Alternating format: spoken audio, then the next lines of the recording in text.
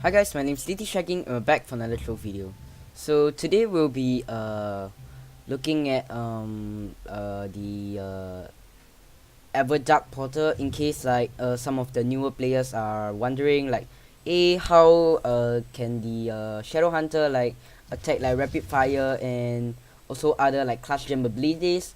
So basically I'll be showing you guys how to get the clutch gem today. So basically when you go to your H and you come to the hub here, right, there's this tall building where all the portals are at. So you might wanna just enter this portal to transport you all the way to the top of the portal, then jump down 1 or 2 levels where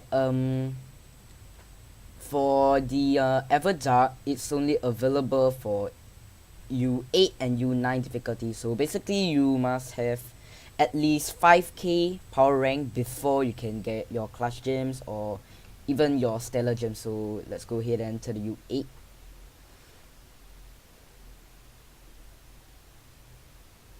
It's taking quite some time to load, Right. So when you enter this place, alright, so something about this place is that okay, there are only large dungeons and they can be found by exploring. Like there's no like specific biome or anything. Everything will just appear as like the curse view, music, and the sort of the biome icon sort of symbol kind of a thing. But it's Everdark. Like it is another thing, but it's probably closest to like curse veil, which is why they put it like as it is right now. So let's go ahead and try to find a dungeon. So alright, so for Shores of the Everdark, you might want to make use of the compass like at the top of your screen a bit, because that's like the fastest way that you can find a dungeon. But yeah, let's fly on our wings. Unless you're like lucky enough and the dungeon spawns almost right in front of you, then lucky you. But we ain't getting any lucky. Oh yeah, and alright, so when you enter the Everdark, right, after you found a dungeon, you will need to survive for like 30 seconds or something like that. Or was it 1 minute? Oh, okay, we found a dungeon. And you will have to kill, was it 3? Alright, you know what, I'll explain to you guys while we clear the dungeon. So basically there are like 2 methods of like entering the dungeon. Basically one of them is to find the entrance, but normally I would just like jump over the whole building just cause it's somewhat faster. So since we're lucky with the dungeon now, so yeah, so it will be like somewhat like normal curse skull, but the thing is it will spawn, yes, you'll spawn some random minions and a shadow golem. So to actually get the chest out of this curse skull, which is like completing the curse skull, you have to kill 3 of these shadow golems and to survive for 1 minute, which is 60 seconds. It might be a bit tough for people that are exactly like 5k power rank, so you might wanna like travel in groups or get like friends with like higher power rank, higher damage, better tank, better health to like help you out with this a bit.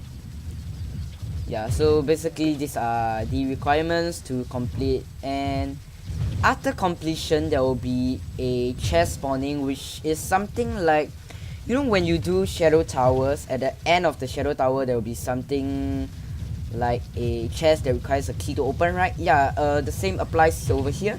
So after you have completed this Everdark Vault will appear, and as it says, you'll use a clutch gem key or a shaper star key to claim your reward. So basically shaper star key is the key that you can get from a shadowy vendor, the shadowy market, the basically the vendor in shadow towers. And you can get 1 shaper star key for, if I'm not wrong, like 5 titan souls. And if you use the shaper star key in the U8 Everdark Vault, you will get was it 2? Wait, I don't think I have any keys here. I don't. But if I'm not okay, it's 2 or 3. I'll probably drop the description in the comments, the description box below after I've researched on it. But basically you'll get about, if I'm not wrong, it'll be 2 Shaper Star, where Shaper Star you basically use it to craft Stellar Gears. It will take like this 10 Shaper Star to actually upgrade the Max Radiant to Stellar, and subsequent levels, if I'm not wrong, like 1 Shaper Star each to craft or something like that, basically somewhere along those lines. And as of course for U9 you'll be getting more. If I'm not wrong, like U8 you're getting 2 per key, while U9 you're getting 3 per key. But the difference in difficulty is of course significant, because like U8 is like 5k power rank, while U9 is 10k power rank. So yeah, that's the only difference. It will be tougher, but the rewards are better. And for the Clash Gem, right, Clash Gem key, I am not really sure, but if I'm not wrong, if you go to U9 you have like a higher chance of getting better what's that called, better Clash Gems out of the Clash Gem keys out of the Everdark Vault. So okay, for today we'll be opening the Everdark Vault using the Clash Gem key on our Fey Trickster. So let's see what we can get. Oh yeah, and all Clash Gems that you get are all stellar, so no worries about that. Just the rarity lah. So there's like 1 star, 2 star, and 3 star, and in this case I got slightly luckier and got a 2 star with magic damage and critical damage. But I guess I'll have to demolish this. Let's upgrade it a bit and let's see what we get for the 3rd stat. Like, so basically if you end up getting like a 1 star stellar gem, if I'm not wrong, they will still okay, you have a chance, like you either get like 1 stat or 2 stats to start off. But basically, you know, every 5 levels there will be like this bonus stat upgrade, right? But if you only have 2 stats on your gem, the extra bonus gem stats upgrade will go to your 3rd stat.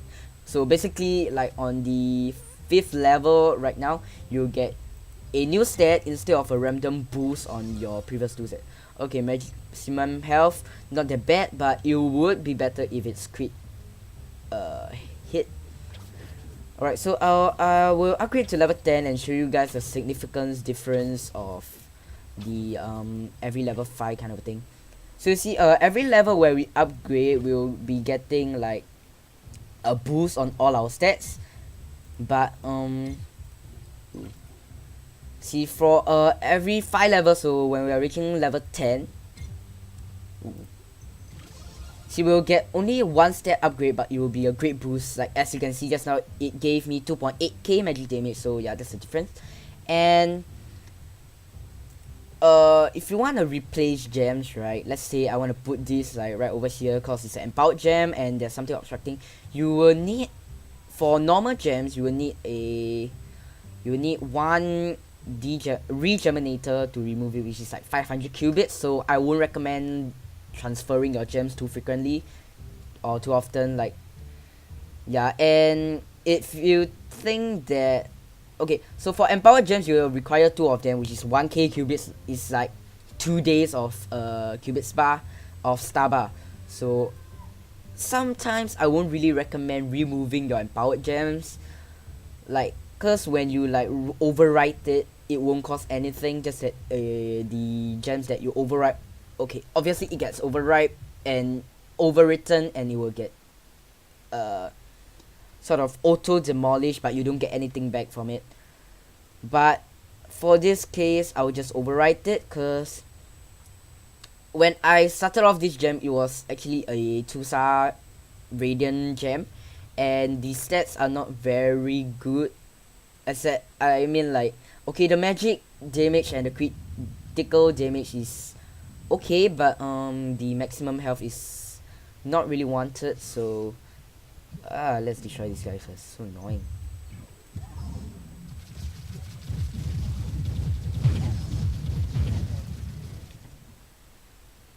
Fey Trickster.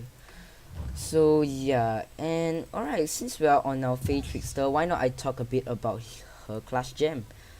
So basically what her class gem does is that she alright, her right click the mouse 2 button, which originally it will spawn a clone, right, a decoy where enemies will aim over it, but now the clone that you spawn will no longer be immobile. What does it mean? So basically your clone would be able to move around, and they will automatically try to close up on the enemies, and once the enemies and the clone comes in contact, the decoy will explode, causing damage and stunning the enemies. So it's something like the Shadow Hunters #1, the snare trap, which stuns, but the decoy will move instead.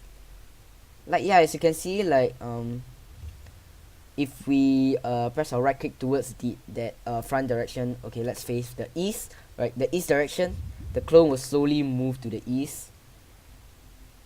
Oh wait, it will actually follow us for now. I am not really sure if it will follow the enemy if there's one, but okay, actually we can try it out since there's someone clearing the Kurskal, so let's try it out. Ooh.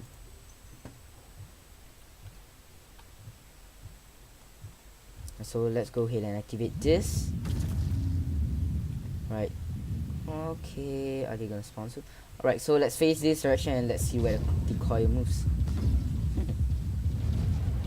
Yeah, so the decoy will automatically like close in on the enemies instead of towards you when there are enemies around. But yeah, when you're alone, right, the decoys will move to the enemies instead to stun them and to do some damage to them. It won't be a lot, but I mean, like, how you play the Fey Trickster is basically you use your right click, get enemies to attack it, and you just shoot from a distance, right? So yeah, now it's just an extra buff, sort of, where they will stun the enemies, but the decoy won't be able to survive anymore, like survive that long anymore after it comes in contact, because it will just explode automatically, and yeah, that's like the end of your life, the decoy's life. Yeah, so basically, yeah, that's about it for today. So I hope the new players especially find this video helpful, which is like somewhat a guide on how you will be able to get your class gem for your classes. And yeah, if you like this video and find this helpful as well, please give a thumbs up for the video and subscribe to my channel. See you guys in my next video. Bye.